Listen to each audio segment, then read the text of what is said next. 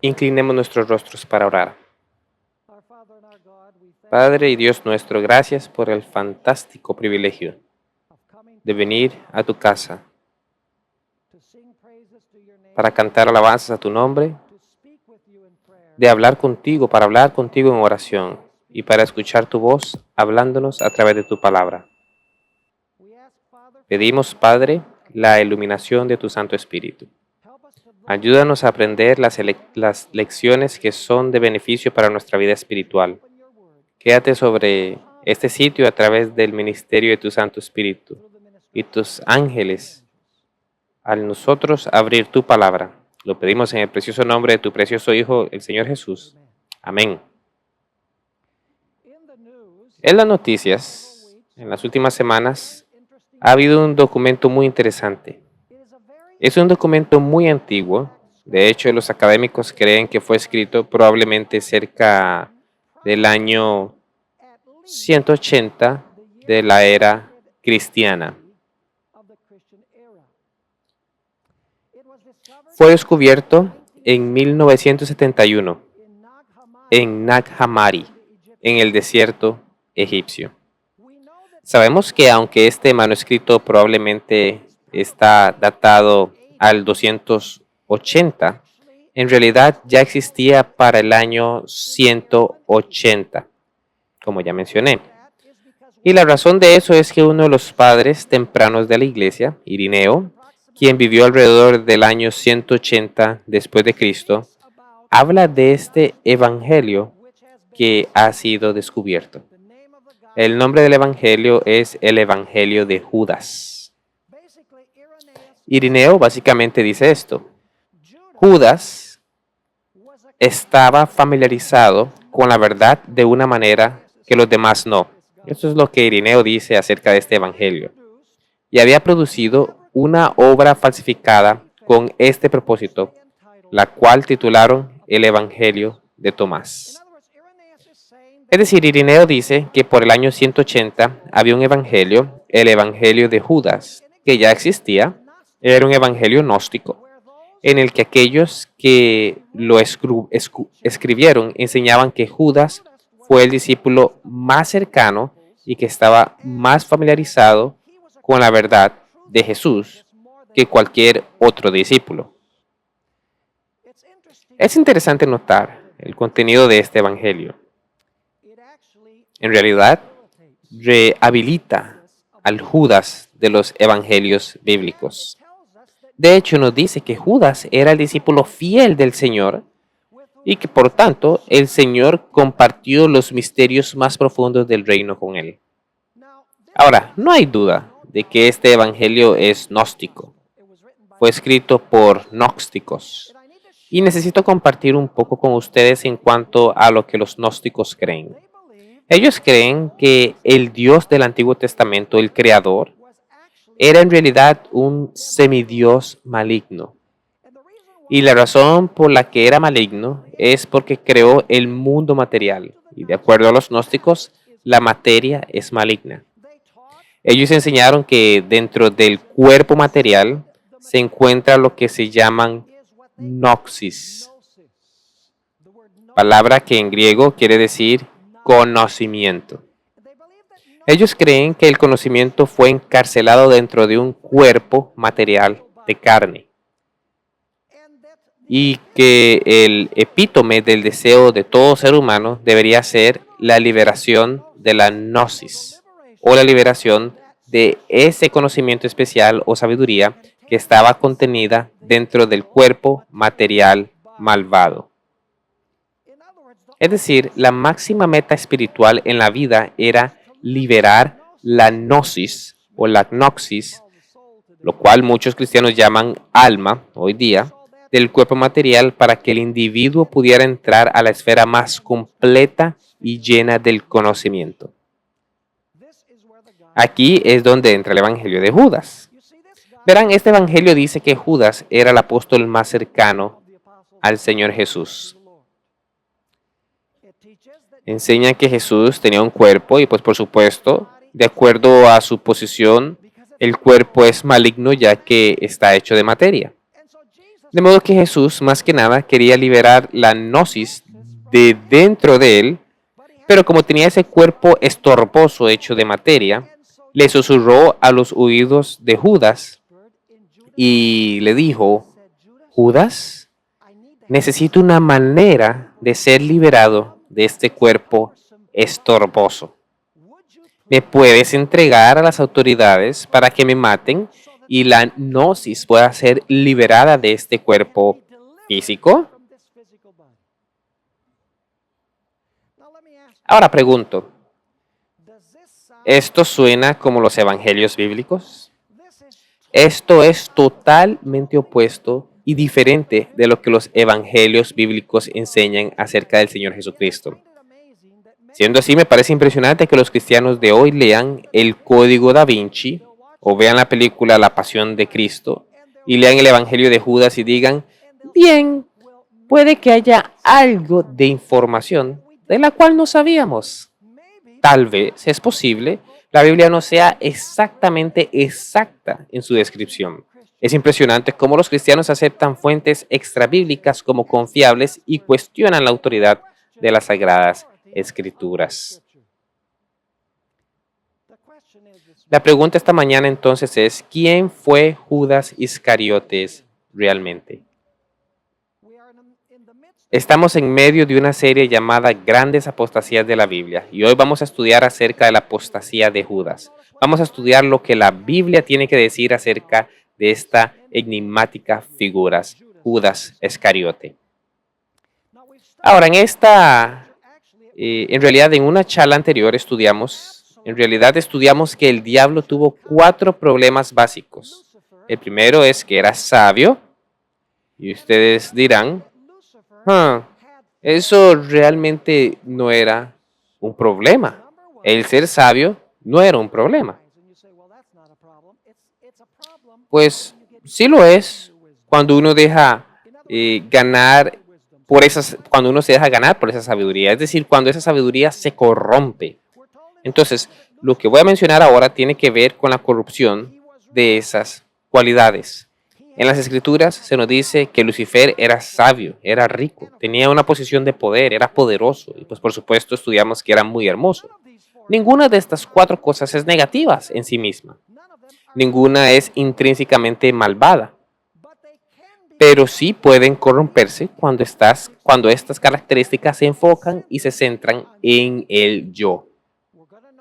Vamos a notar en nuestro estudio que los mismos problemas que tuvo el diablo fueron los que tuvo Judas.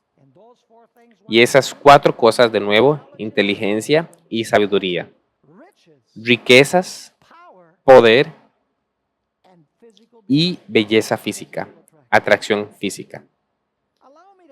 Permítame decir algunas cosas acerca de las cualidades personales de Judas Iscariote. Sabemos que Judas era más físicamente imponente que los demás apóstoles. Sabemos también que muy probablemente era más inteligente que todos ellos.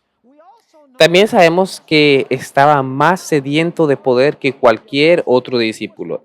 Él era el líder y pues por supuesto sobra decir que Judas codiciaba el dinero y también las posesiones materiales. Me gusta llamarlo los 4 pecados del orgullo. Sabemos que Judas era un político astuto y era un economista capaz. Toda su vida parecía girar en torno a la posición y al dinero. Y la idea que tenía de que era más sabio, más inteligente y más capaz que sus colegas. Ahora, quiero leer un par de declaraciones. En realidad son 3 declaraciones del Espíritu de Profecía, donde la sierva del Señor describe las características personales de Judas Iscariote. El deseo de todas las gentes, página 260 en español, dice esto: él era de apariencia imponente. Por cierto, ella luego dice que la razón por la cual Judas, ustedes saben, la Biblia parece tener 2 relatos aparentemente contradictorios. Ojo, aparentemente, porque un relato dice que se colgó y otro relato en el libro de Hechos dice que fue despedazado y los perros se lo comieron. Entonces, ¿cómo podemos reconciliarlos? Elena de White lo explica hermosamente. Dice que Judas era un hombre muy pesado, muy alto, muy imponente, y se colgó de un árbol que estaba al borde de un precipicio. Su cuerpo era tan pesado que la rama se rompió, cayó al suelo desde una gran distancia, explotó y luego los perros vinieron y se lo comieron. Físicamente era más imponente que los demás discípulos. Discípulos, bien interesante, ¿no? Él era de apariencia imponente, dice ella, de agudo discernimiento y habilidad administrativa. Ahí tenemos la sabiduría.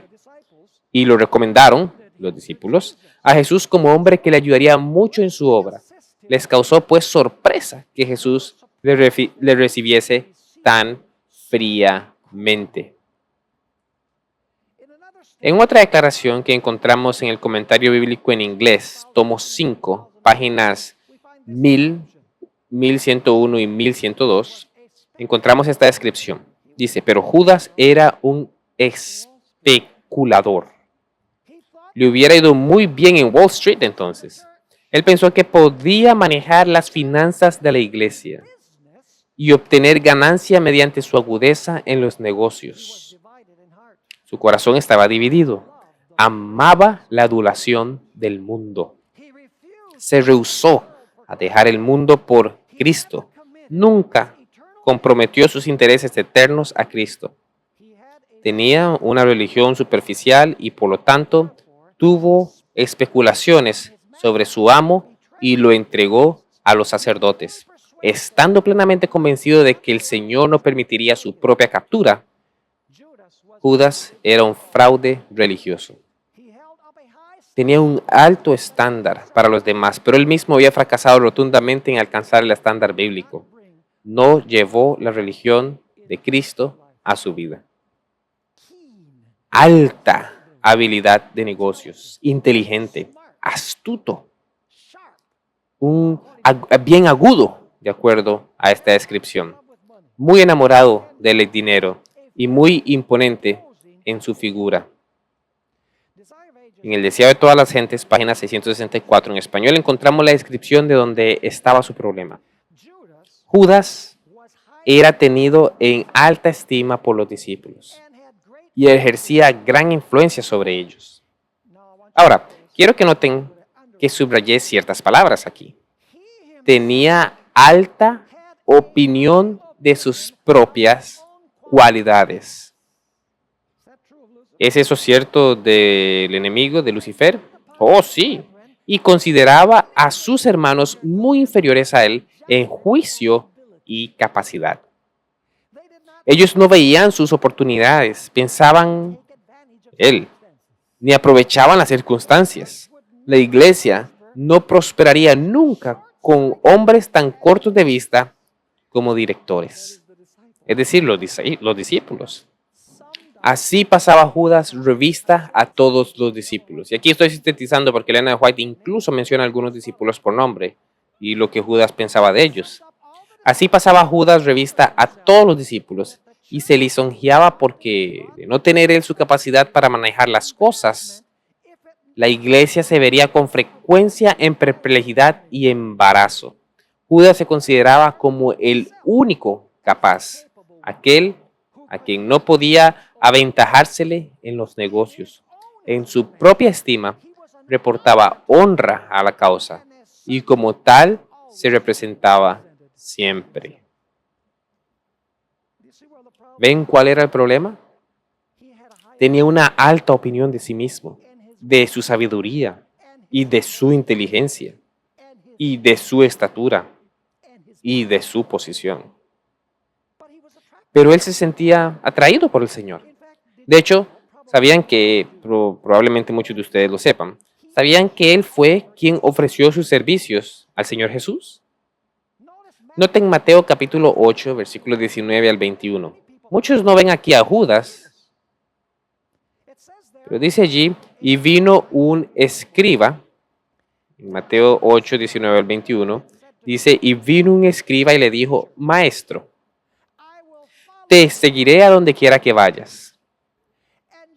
Y Jesús le dijo, las zorras tienen guaridas y las aves del cielo nidos, mas el Hijo del Hombre no tiene dónde recostar su cabeza. ¿Sabían que ese era Judas? Le estaba ofreciendo sus servicios al Señor Jesús. Estaba diciendo, seré uno de tus discípulos y ofrezco mis servicios como uno de tus discípulos. Ahora, ¿por qué le contestó así el Señor? Las zorras tienen guaridas y las aves del cielo nidos, mas el Hijo del Hombre no tiene dónde recostar su cabeza. Porque le estaba diciendo a Judas, si quieres meterte en esto por la posición y por el dinero, no va a pasar. Vinculándote conmigo no vas a obtener fama ni riquezas. En el deseo de todas las gentes, página 664, encontramos estas palabras. Y esto es impresionante. Sintió un deseo de ser transformado. Él quería ser transformado, pero parcialmente. Sintió un deseo de ser transformado en su carácter y su vida, y esperó obtenerlo relacionándose con Jesús. El Salvador no rechazó a Judas. Le dio un lugar entre los 12. Le confió la obra de un evangelista. Le dotó de poder para sanar a los enfermos y echar a los demonios. Pero Judas no llegó al punto, escuchen esto, no llegó al punto de entregarse plenamente a Cristo. No renunció a su ambición mundanal. Por cierto, aquí se refiere a la posición, al poder o a su amor al dinero. Aunque aceptó el puesto, sigue diciendo, de ministro de Cristo, no se dejó moldear por la acción divina. Creyó que podía conservar su propio juicio y sus opiniones y cultivó una disposición a criticar y a acusar. Ahora, al estudiar, iremos viendo que el carácter de Judas es el carácter del enemigo. Pues las mismas 4 cosas que llevaron a la caída del demonio en el cielo fueron las que llevaron a la caída de Judas Iscariote. Él fue una copia a pequeña escala de Satanás. Y uno puede darse cuenta de que éste trabajaba en su corazón. Así que Judas ofreció sus servicios y el Señor dijo, bien, yo te escojo. Te incluiré en los 12. Ahora, quiero que noten lo que encontramos en el Evangelio de Marcos 3:13. Y pues bueno, aquí tenemos el llamamiento de los 12. Verán, el ofrecimiento de Judas de servirle al Señor Jesús y volverse uno de los discípulos sucedió antes y evidentemente los discípulos siguieron insistiéndole al Señor Jesús, será muy bueno para la iglesia. Tienes que incluirlo entre los 12. De modo que el Señor dice, muy bien, lo escogeré y lo incluiré entre los 12 discípulos. Dice allí, después subió al monte y llamó así a los que él quiso. Y vinieron a él y también estableció a 12 para que estuviesen con él y para enviarlos a predicar y que tuviesen autoridad para sanar enfermedades y para echar fuera demonios. A Simón, a quien puso por sobrenombre Pedro, a Jacobo, hijo de Zebedeo, y a Juan, hermano de Jacobo, a quien apellidó Boanerges, esto es, hijos del trueno, a Andrés, Felipe, Bartolomé, Mateo, Tomás, Jacobo, hijo de Alfeo, Tadeo, Simón el cananeo y el último de la lista. Y hay un propósito especial en eso. Y Judas Iscariote, el que le entregó. Y vinieron a casa. Es interesante notar que Judas se convirtió entonces en parte del círculo íntimo del Señor Jesús. Él se infiltró. No era alguien de afuera. Esto es importante porque en nuestro próximo estudio hablaremos del anticristo. El anticristo no es solo un individuo blasfemo de afuera.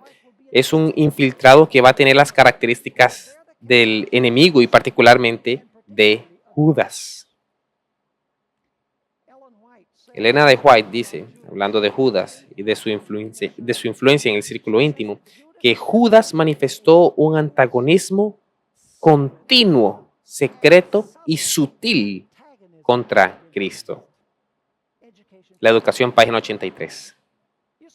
Verán, si uno miraba a Judas superficialmente parecía que apoyaba al Señor, que estaba a favor del Señor Jesús. Pero cuando Jesús no estaba y Judas estaba con los discípulos, este trataba de menoscabar la obra de Jesús de manera engañosa y secreta. Ahora vayamos al momento en el que Jesús alimentó a los 5,000. Es interesante lo que el Señor Jesús tuvo que decir inmediatamente después de alimentar a los 5,000.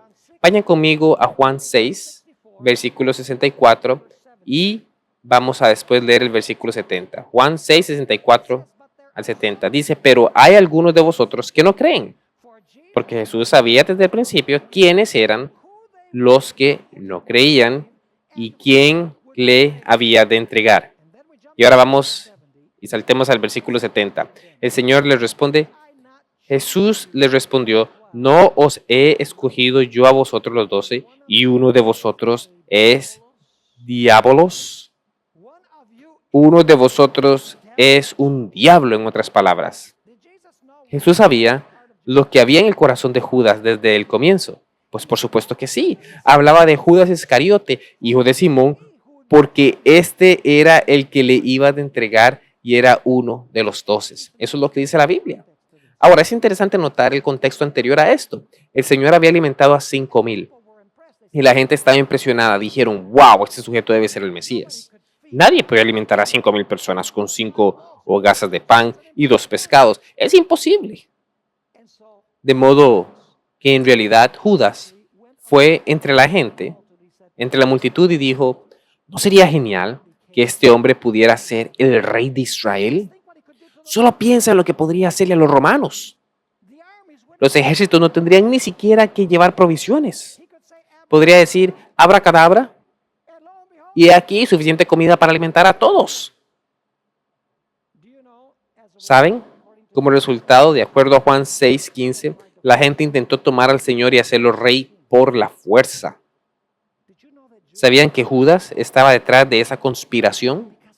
Porque él quería poder, quería posición, quería un lugar de influencia. Noten lo que dice el deseado de todas las gentes, las páginas 666 en español.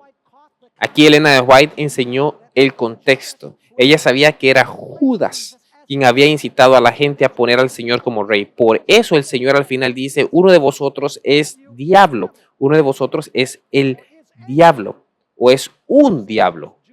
Dice ella, Judas fue el primero en aprovecharse del entusiasmo despertado por el milagro de los panes. Él fue quien puso en pie el proyecto de tomar a Cristo por la fuerza y hacerle rey. Sus esperanzas eran grandes y su desencanto fue amargo. Verán, Judas amaba ser adulado por el mundo. Él odiaba cuando el Señor dijo que su reino no es de este mundo. Odió cuando el Señor dijo, bienaventurados los que buscan la paz. Odió cuando el Señor habló de amar al prójimo y de poner la otra mejilla. Porque él decía, tienes que ocupar una posición de poder. Este no es el tipo de Mesías que tengo en mi mente. En la edificación del carácter, página 58, Elena de White describe su carácter diciendo que él poseía una forma de piedad. ¿Saben que Elena de White dice que si Judas hubiera muerto camino a Jerusalén, en ese último viaje a Jerusalén, que él se hubiera ido como uno de los mayores discípulos? Todos hubieran pensado que él había sido una gran ayuda para los 12 apóstoles, si él hubiera muerto en camino a Jerusalén, antes de que su conspiración fuera desenmascarada. Verán, él hizo todo encubierto. En 2 Tesalonicenses 2 notaremos que el anticristo también trabaja encubierto, pero será descubierto en algún momento y tendrá las mismas características que Judas. Dice ella, Judas poseía una forma de piedad, mientras su carácter era más satánico que divino. Profesaba ser discípulo de Cristo, pero en palabras y obras lo negaba. Y luego avanzamos al momento en que los pies del Señor fueron ungidos por María. Eso se encuentra en Juan 12, 1 al 8. Y ahí podemos echar otro vistazo a un problema que Judas tenía. Verán, Judas tenía problemas con su estatura física, tenía problemas con la adulación del mundo, él tenía problemas con una posición de poder, tenía problemas con el dinero, el prestigio y las riquezas. Noten Juan capítulo 12, versículo 1 al 8. 6 días antes de la Pascua, vino Jesús a Betania, donde estaba Lázaro, el que había estado muerto y quien había resucitado de los muertos. Y le hicieron allí una cena. Marta servía y Lázaro era uno de los que estaban sentados a la mesa con él. Entonces María tomó una libra de perfume de nardo puro, de mucho precio, y ungió los pies de Jesús y los enjugó con sus cabellos. Y la casa se llenó del olor del perfume.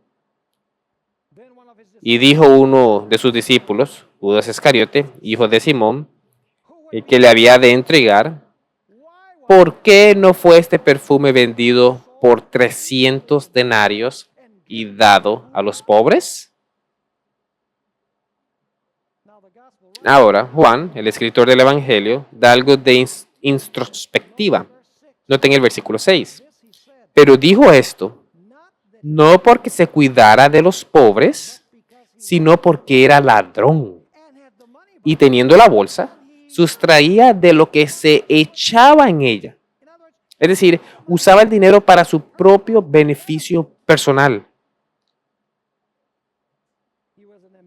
Era un embaucador, por así decirlo. Entonces Jesús dijo, déjala. Para el día de mi sepultura ha guardado esto, porque a los pobres siempre los tendréis con vosotros, mas a mí no siempre me tendréis. ¿Han notado que el Señor nunca criticaba a Judas abiertamente? Hubiera sido un desastre si él hubiera criticado a Judas abiertamente. Los discípulos no hubieran podido entender exactamente lo que pasaba, porque toda la apariencia apuntaba a que Judas estaba bien. Estos principios necesitaban desarrollarse para que los discípulos pudieran finalmente ver el fruto de su vida. ¿Fue esto cierto de Lucifer en el cielo? Absolutamente. Ahora lleguemos a los eventos del aposento alto. En Lucas capítulo 22, versículo 3, se nos dice lo siguiente, y escuchen muy bien mis hermanos y hermanas. Y entró Satanás en Judas, por sobrenombre Iscariote, el cual era uno del número de los 12. El enemigo se metió en Judas. ¿Podríamos decir que Judas era el vicegerente de Satanás? ¿Podríamos decir que Judas fue la mano derecha del diablo para llevar a cabo la traición del Señor Jesús? ¿Será posible que al final de los tiempos el diablo tendrá un anticristo que servirá como su mano derecha, no para traicionar a Jesús, sino a su cuerpo, el cual es su iglesia? Y no será un ateo blasfemo y externo, sino que será alguien de los círculos internos del cristianismo. De hecho, Elena de White dice en El Deseado de todas las gentes, página 262, Judas llegó a ser un representante del enemigo de Cristo. Continuamos notando los problemas que Judas tenía con el dinero. En Mateo 26, versículos 14 y 16, encontramos el momento en que Judas firma la factura de venta. Y por cierto, es interesante que Judas se une con los líderes religiosos. Tenemos una coalición religiosa doble, la cual va a entregar al Señor en manos del poder civil. Eso es importante, porque en Apocalipsis notamos que también tenemos dos poderes religiosos, la bestia y el falso profeta, quienes trabajan juntos para entregar el remanente de Dios en las manos de los poderes civiles del mundo. De modo que Judas se alía con los líderes religiosos para entregarles al Señor Jesús. Por cierto, leeremos el pasaje y luego regresaremos a un punto muy importante.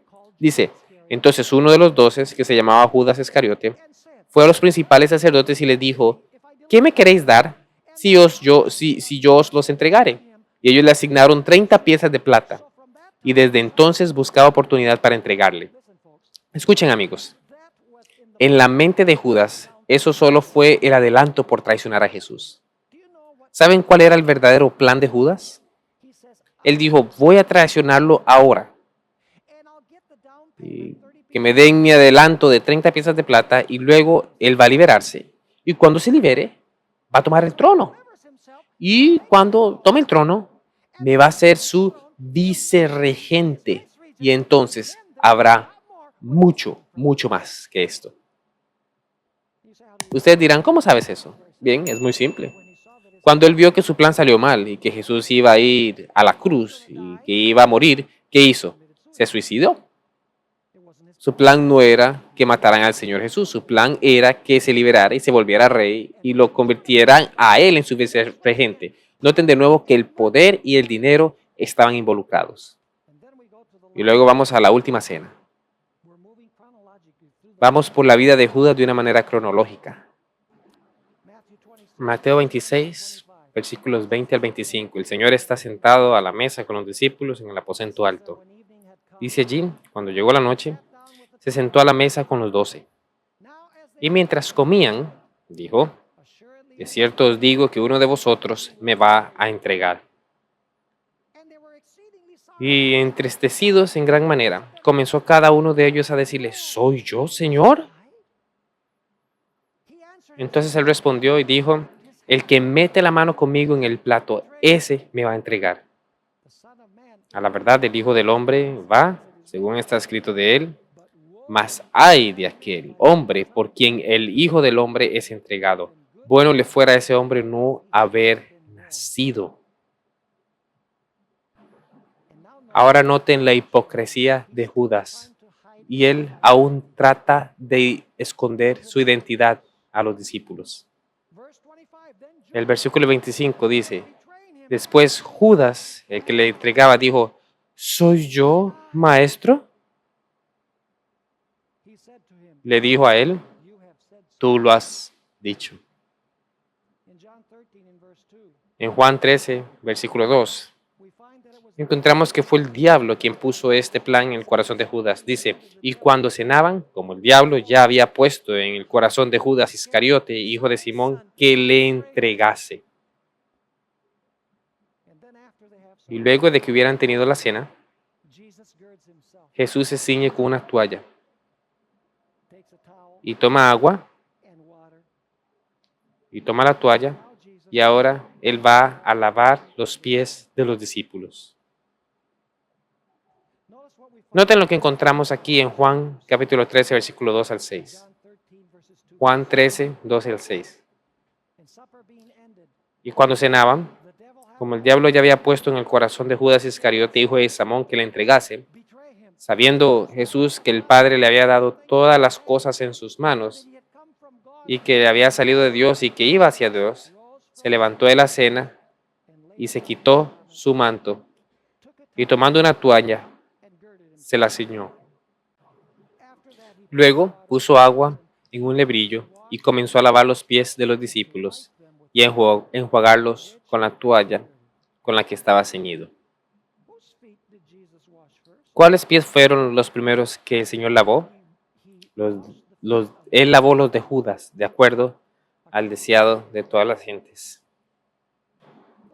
Déjenme que les leo una declaración del comentario bíblico en inglés, tomo 5, página 1138. Una frase muy interesante. Elena de White dice, Cristo dio a entender a sus discípulos que el lavado de pies no los lavaba del pecado, sino que la limpieza de sus corazones era puesta a prueba con este humilde servicio. En otras palabras, el acto de lavar los pies no limpiaba sus corazones, sino que al hacerlo mostraba que sus corazones ya habían sido limpiados. Ella continúa diciendo, si el corazón estaba limpio, entonces este acto era lo único esencial para verlo. Había lavado los pies de Judas, pero dijo, no todos estáis limpios. Esto muestra que el agua no limpia al individuo porque él lavó los pies de Judas y no quedó limpio. Había lavado los pies de Judas, pero dijo, no todos estáis limpios. Judas trajo consigo un corazón traidor y el Cristo les reveló a todos que sabía que él era quien traicionaría a su Señor. y que el lavado de sus pies no fue una ordenanza destinada a limpiar el alma de su suciedad moral.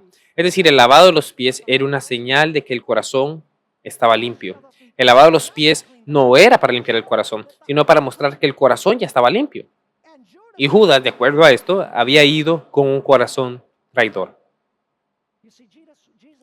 Verán, el Señor estaba tratando de alcanzar el corazón de Judas con este acto de amor, con este acto de humildad. Pero lo que hizo fue endurecer el corazón de Judas. Y no fue culpa del Señor que su corazón se endureciera. Fue por la elección misma de Judas. Noten lo que encontramos en Review and Herald en inglés, junio 14 de 1898. Si este servicio es su maestro, humillarse a sí mismo, lavando los pies del peor pecador, no doblegó su corazón, ¿qué más podía hacerse? Fue el último acto de amor que Jesús pudo dar por el bien de Judas. El amor infinito no pudo hacer que Judas se arrepintiera, confesara su pecado y fuera salvo. Toda oportunidad le fue dada. Nada que pudiera ser hecho dejó de hacerse por salvarlo de la red del adversario. Y luego tenemos este pasaje muy importante que encontramos en El deseado de todas las gentes, página 602, donde descubrimos que al principio Judas estaba positivamente impresionado por lo que Jesús hizo, pero luego sintió repulsión. Verán, porque según él, este acto, ¿qué rey lavaría los pies de sus súbditos? ¿Qué rey con sus 5 sentidos que debiera estar sentado en su trono con los súbditos sirviéndole a él, se inclinaría y arrodillaría para lavar los pies de sus súbditos? Eso fue repugnante. Noten la declaración. Mientras las manos del Salvador estaban bañando aquellos pies contaminados y secándolos con la toalla, el impulso de confesar entonces y allí mismo su pecado conmovió intensamente el corazón de Judas. ¡Wow! ¿Eso pasó en el cielo con el diablo? ¿Mandó Dios a los ángeles ante él? Por un momento el demonio dijo, debo confesar mi pecado. ¿Ven? Esto está repetido en la historia de Lucifer, pues Judas está poseído por Lucifer. Por eso todas estas historias son similares. Absalón, ustedes dirán, ¿por qué es la historia de Absalón similar a la historia de la rebelión del diablo en el cielo? Porque Absalón servía como instrumento del demonio. ¿Cómo se escribe esta historia entonces en nosotros? ¿Acaso Jesús está estampando su carácter en nosotros? ¿O será el diablo en quien lo hace? Ella continúa diciendo, pero no quiso humillarse. Es tan difícil humillarse, ¿cierto? Sí, sigue diciendo, endureció su corazón contra el arrepentimiento y los antiguos impulsos puestos a un lado, casi idéntico a los términos usados por el enemigo cuando estaba en el cielo. Por un momento quiso confesarse y luego todos estos sentimientos egoístas regresaron a su corazón. Y los antiguos impulsos puestos a un lado por el momento volvieron a dominarle. Judas se ofendió. ¿Ven? No se doblegó, ahora se ofendió. Se ofendió entonces por el acto de Cristo de lavar los pies de sus discípulos. Si Jesús podía humillarse de tal manera, pensaba, no podía ser el rey de Israel. Eso destruirá toda esperanza de honores mundanales en un reino temporal. ¿Qué quería él? Honores mundanales, un reino temporal, una posición de poder, dinero, influencia. Continúa diciendo, Judas quedó convencido de que no había nada que ganar siguiendo a Cristo. Suena parecido a muchos cristianos hoy en día metidos en el Evangelio de la Prosperidad, ¿no es cierto? Sirve a Jesús y te enriquecerás. Oh, pero no hay nada de malo con tener mucho dinero y varias casas y mucho dinero en el banco y muchos juguetes para jugar y muchos automóviles. No hay nada de malo con eso. Dios quiere que yo sea rico y próspero. Y mientras tanto la obra de Dios languidece y el presupuesto de la iglesia se queda atrás. Tenía que mencionarlo, mis hermanos, tenía que decirlo.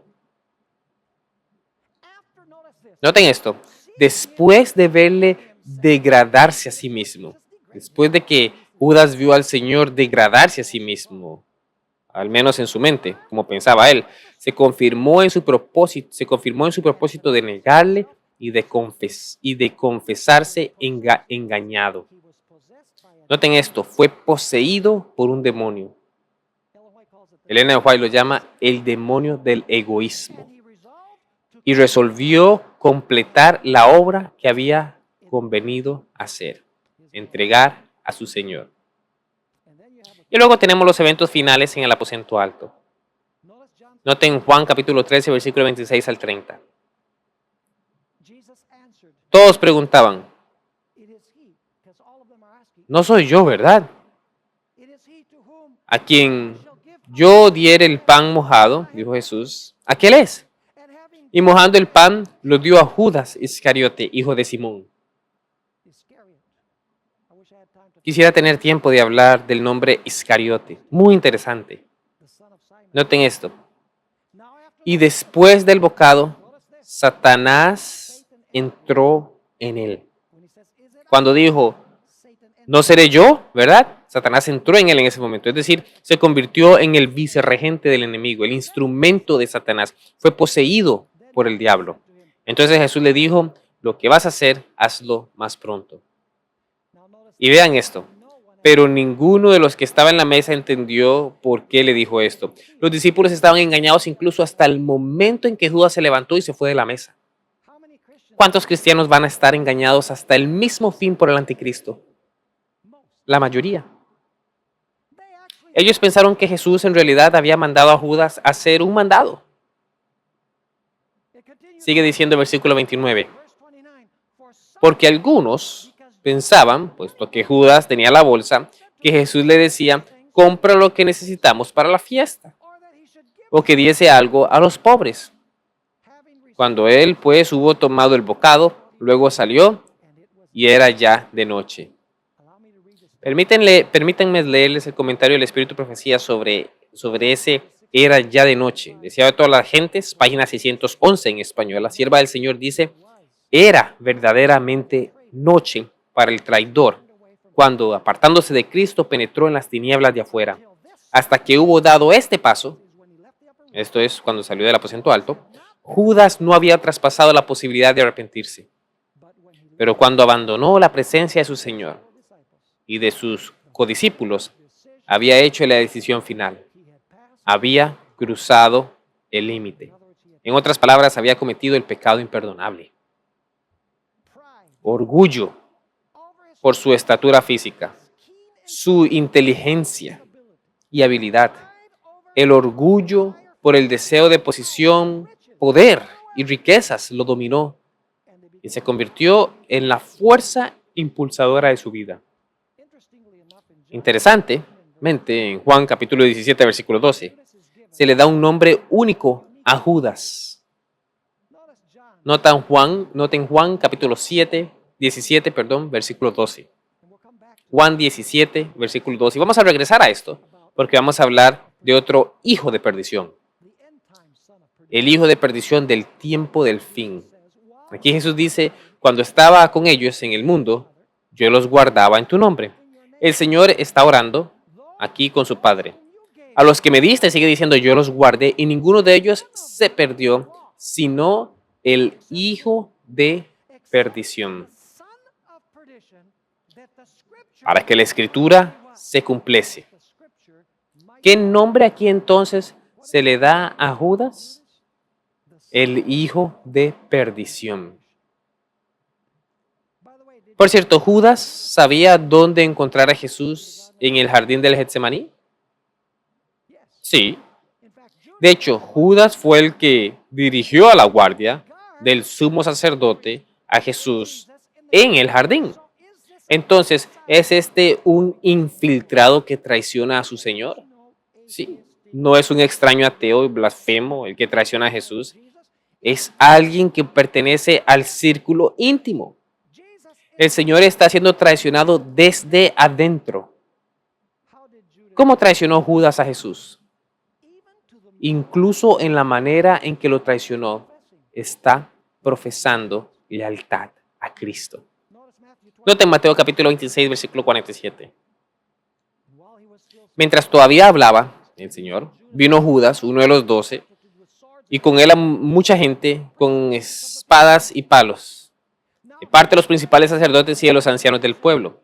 Y el que le entregaba les había dado señal diciendo: al que yo besare, ese es, prendedle.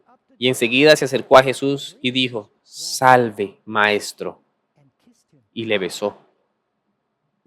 ¿Será posible que el anticristo del tiempo del fin entregue el cuerpo de Cristo, por decirlo de un modo, con un beso?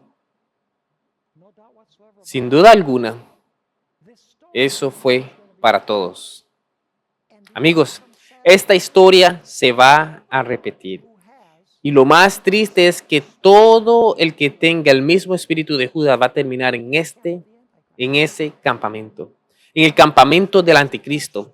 A no ser de que los pecados sean sacados a la luz a través del poder del Señor, a través del poder del Espíritu Santo, terminaremos en ese sistema llamado el hijo de perdición, el sistema anticristo del tiempo del fin. Y terminaremos, tal vez no traicionando a Jesús, pues los que viven en el tiempo del fin son un sistema cristiano, pero traicionarán al cuerpo del Señor, la iglesia.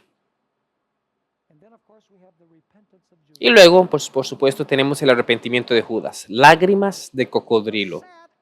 Estaba triste por las consecuencias de lo que había hecho. Su plan había salido al revés. No era que se arrepintiera por haber entregado al Hijo del Hombre. Estaba arrepentido porque su plan no funcionó. Por los resultados del pecado, no por el pecado en sí. Y noten cómo termina esta trágica historia en Mateo capítulo 27, versículo 3 al 6. Y por cierto, ¿recuerdan cómo terminó la vida de Saúl? Hay una similitud muy notoria entre la vida de Saúl y la vida de Judas. Porque Saúl también fue poseído por un demonio al final de su vida. Porque Saúl también tenía las mismas cualidades que el demonio tenía en el cielo. Las mismas cualidades de Absalón y las mismas cualidades de Judas. Las mismas cualidades del hijo de perdición de los últimos días. Si sabemos cómo trabaja el diablo, en estos casos preliminares sabremos cómo huir del anticristo, que ya está aquí, que pronto se manifestará como el anticristo. Noten Mateo capítulo 27, versículo 3. Entonces Judas, el que le había entregado, viendo que era condenado, devolvió arrepentido las 30 piezas de plata a los principales sacerdotes y a los ancianos, diciendo: yo he pecado entregando sangre inocente. Mas ellos dijeron: ¿qué nos importa a nosotros? Allá tú. Y arrojando las piezas de plata en el templo, salió y fue, ¿y qué? Y se ahorcó. ¿Saúl cometió suicidio? Ciertamente. Noten el comentario acerca de esto en el Deseado de todas las gentes, página 669. Cuando el juicio se acercaba al final, el juicio del Señor Jesús, Judas no pudo ya soportar la tortura de su conciencia culpable. De repente, una voz ronca cruzó la sala, haciendo estremecer de terror todos los corazones. ¡Es inocente! ¡Perdónenle, oh Caifás! Se vio entonces a Judas, hombre de alta estatura, abrirse paso a través de la muchedumbre asombrada. Su rostro estaba pálido y desencajado, y había en su frente gruesas gotas de sudor. Elena de White vio esto en visión. Corriendo hacia el sitial del juez, arrojó delante del sumo sacerdote las piezas de plata que había sido el precio de la entrega de su señor. Y por cierto, al final de los tiempos, va la gente a tirar su oro y su plata a las calles cuando se den cuenta de que están perdidos. Ezequiel 7:19 dice que ni el oro ni la plata los podrá salvar en el día de la ira del Señor. Tirarán el oro y la plata a las calles. Apocalipsis 18 lo describe como Babilonia llorando porque ninguno de los comerciantes de la tierra podía enriquecerse ya mediante este sistema. Haciéndose vivamente del manto de Caifás, continúa, le imploró que soltase a Jesús y declaró que no había hecho nada digno de muerte. Y luego, bastante interesante, No voy a leer el pasaje, es más bien largo. Ustedes lo pueden leer en el libro de Hechos, capítulo 1, versículo 16 al 26. Hay una elección en el aposento alto en el día de Pentecostés, el sucesor de Judas. ¿Han leído en la Escritura que debemos ser cuidadosos, no sea que alguien más tome nuestra corona? ¿Han leído ese versículo? Aquí tenemos ese caso. Alguien más está tomando la corona de Judas, y es Matías. De hecho, lo que Judas hizo fue un cumplimiento de Salmo 109, donde dice que otro tomaría su corona, y eso es exactamente lo que pasó. Otro tomó su puesto. ¿Sabes quién estaba sentado a la izquierda del Señor Jesús en la última cena? Judas. ¿Saben quién estaba a la derecha? Juan. Interesante. Juan estaba inclinado sobre Jesús y Judas estaba a la izquierda tratando de acercarse. El deseo de toda la gente dice que si iba a ser un primer lugar en el reino, Judas quería estar bien cerca de Jesús porque él quería esa posición. ¿Sabían que estos dos discípulos describen a dos tipos de personas que existen hoy en el mundo y que existirán al final del tiempo? ¿Tenía Juan defectos serios de carácter? ¿O le llamaban el hijo del trueno? Tenía defectos muy serios de carácter. Algunos de ellos probablemente peores que los de Judas. Pero Juan permitió que la influencia del Espíritu Santo impactara su vida y transformara su carácter. Mientras que Judas endureció su corazón y no permitió que Jesús lo influenciara, ni lo moldeara, ni cambiara su corazón egoísta. En el libro La edificación del carácter, páginas 58 y 59, en español, encontramos estas palabras, hablando de Juan y Judas. Estos dos discípulos representan el mundo cristiano. ¿Lo ven? Oh, no, Judas son los no creyentes y Juan los creyentes. No, señor. Es como Caín y Abel, dos tipos distintos de adoradores. Dos tipos distintos de religiosos. Dos tipos distintos de individuos que decían servir a Dios. Si vamos a la historia de Caín y Abel, ilustran la misma historia que encontramos aquí. Sigue diciendo, estos dos discípulos representan el mundo cristiano. Todos profesan ser seguidores de Cristo, pero mientras una clase anda en humildad y mansedumbre, aprendiendo de Jesús, la otra muestra que no se compone de hacedores de la verdad, sino de oidores solamente. Una clase está santificada por medio de la verdad y la otra no sabe nada del poder transformador de la gracia divina. La primera está muriendo todos los días al yo y está venciendo el pecado. La última complace sus propios deseos y sus miembros se constituyen en siervos de Satanás. Una última cita antes de dar unas conclusiones. El deseo de todas las gentes, página 663. Elena de White habla de la razón de la caída de Judas. Dice, Judas tenía por naturaleza fuerte apego al dinero, pero no había sido siempre bastante corrupto para realizar una acción como esta. Es decir, vender al Señor Jesús. Había fomentado el mal espíritu de la avaricia. Es un tipo extremo de codicia. Así me gusta describirlo personalmente. Noten esto. Había fomentado el mal espíritu de la avaricia hasta que éste había llegado a ser motivado predominantemente en su vida. El amor al dinero superaba a su amor por Cristo.